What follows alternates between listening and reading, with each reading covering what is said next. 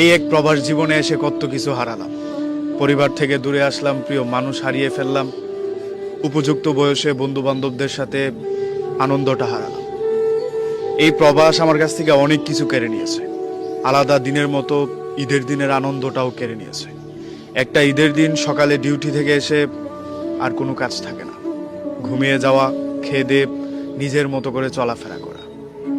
একটা পরিবার ছাড়া প্রবাসে ঈদ কাটানো কতটা কঠিন সেই ছেলেটাই বলতে পারবে, যেই ছেলেটা পরিবার ছেড়ে কয়েক বৎসর যাবৎ প্রবাসে বসবাস করে।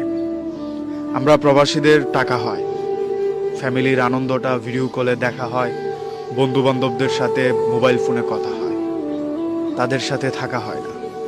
শৈশবের ঈদের আনন্দ আর শরীরে মাখতে পারি না, নতুন করে কোনো কিছু ভাবতেও পারি না।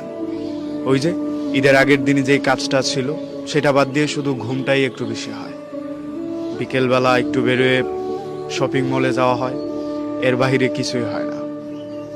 যে ছেলেটা 5 বৎসর যাবৎ প্রবাসে পড়ে আছে, তাকে জিজ্ঞাসা করলে আপনি বুঝতে পারবেন মা ছাড়া ঈদটা কতটা সাদা কালো হয়। যে বন্ধু বান্ধবদের সাথে ইন্টার অবধি পড়াশোনা করে প্রবাসে চলে এসেছি, তাদেরকে ছাড়া ঈদটা তো হয়, কিন্তু তাদের সাথে আর আনন্দটা হয় না।